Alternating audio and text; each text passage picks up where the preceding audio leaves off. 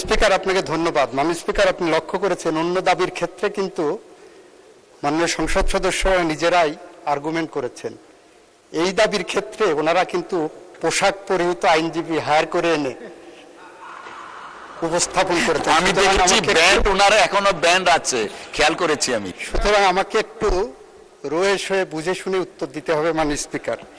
মাননীয় স্পিকার, আইনজীবী যে দাবিগুলো করেছেন খুব জুসি দাবি, খুব ভালো দাবি, খুব জনপ্রিয় দাবি, কিন্তু ছাঁটাই প্রস্তাবের রুলস অফ প্রসিজিওরের 118 অনুচ্ছেদের 118 বিধিতে যে পেরিফেরি করে দেওয়া হয়েছে সেই আলোকে করা হয়নি বলে এটা মিসকনসেপ্ট আর্গুমেন্ট। সুতরাং এই আর্গুমেন্ট আমি গ্রহণ করতে পারছি না মাননীয় স্পিকার। মাননীয় স্পিকার, মাননীয় বিরোধী দলের সংসদ সদস্যদের মধ্য থেকে দুই ধরনের দাবি এসেছে। একজন সদস্য যিনি নীলফামারী থেকে নির্বাচিত, উনি বলেছেন এই বরাদ্দ অনেক বেশি হয়ে গেছে, সুতরাং সেই কারণে 1 টাকায় কমানো হোক। আর একজন সদস্য মিস্টার নজিবুর রহমান বলেছেন এই দাবি অনেক কম হয়ে গেছে, সুতরাং 1 টাকায় কমানো হোক।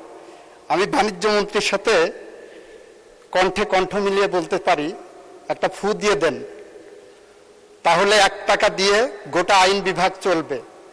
অথবা বিকল্প হিসেবে বলতে পারি, 1 টাকা দিয়ে যদি আইন বিভাগ চালানোর জন্য বলা হয় তাহলে যেভাবে চলবে, তাহলে আমার বিচার বিভাগ দরকার নাই, আইন বিভাগ দরকার নাই, এটা একটা পুলিশি রাষ্ট্র হয়ে যাক। তাহলে বিচার বিভাগের তো 1 টাকা দিয়ে চালানো সম্ভব না বর্তমান বাস্তবতায়। সেই প্রেক্ষাপটে মাননীয় স্পিকার 118 অনুচ্ছেদের 118 বিধির 5টা ডায়াগ্রাম করলে 5টা 118 বিধির ক অনুচ্ছেদে ডায়াগ্রাম করলে 5টা ইনগ্রিডিয়েন্টস পাওয়া যায়। তার একটা হলো আমরা যে কারণে যে নীতিতে এই প্রস্তাবনাটা করেছি, এই প্রস্তাবনাটা ওনারা মানতে চাচ্ছেন, এই নীতিটা ওনারা অনুমোদন করছেন না। দ্বিতীয়টা হলো নোটিশ প্রদানকারীকে সুস্পষ্ট ভাষায় নীতির সকল দিক আলোচনা করতে হবে। তৃতীয়ত হলো নির্দিষ্ট বিষয়ের মধ্যে সীমাবদ্ধ থাকতে হবে।